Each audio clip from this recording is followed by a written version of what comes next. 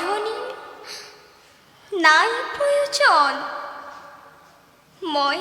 সীতা জনমটো শুনি অযোধ্যা ৰাজুক আৰু লিখা নাই বিধাতাই মোৰ কপালত সীতা মই চিৰ অভাগিনী মোৰ পতি হ'ল পেঠেৰ বাম চিৰামৰ বাবে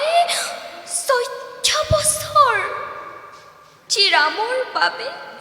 14 বছৰ ললো বনবাস খেৰ পাতি সেই ৰামে এদিন সতীত্বৰ ওপৰত সন্দেহ কৰিছিল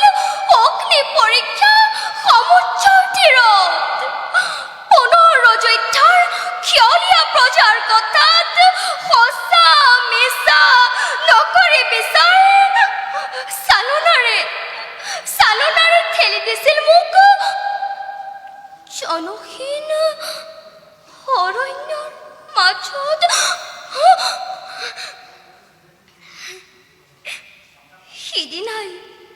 সিদিনাই আছিল মোৰ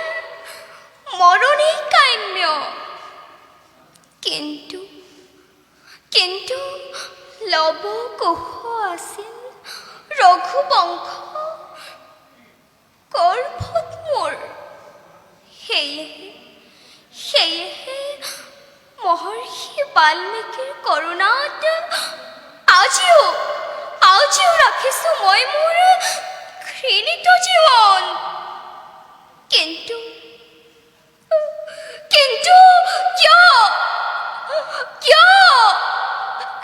কিবা দোষ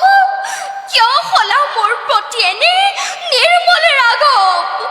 অযোধ্যাৰ সিংহকীয়া প্ৰজাৰ কথাত বেদ বাণী বুলি ধৰি লৈ সঁচা মিছা নকৰি বিচাৰ কিয় দিলা তুমি মোক যমৰে যাতনা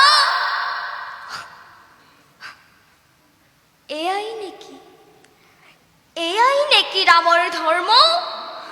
এয়াই নেকি ৰাম প্ৰজানুৰঞ্জন নকৰিবা চিন্তা ৰঘুমণি আজি মই শেষ ছায়া মচিম নিজৰ আই বসুমতী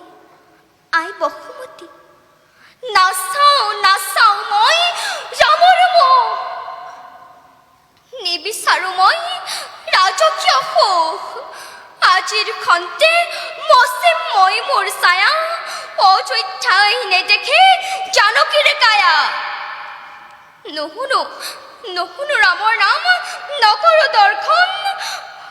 ঠাই দিয়া বসুমতী তেজিও জীৱন গুচক মোৰ কলংক ললাত গুচক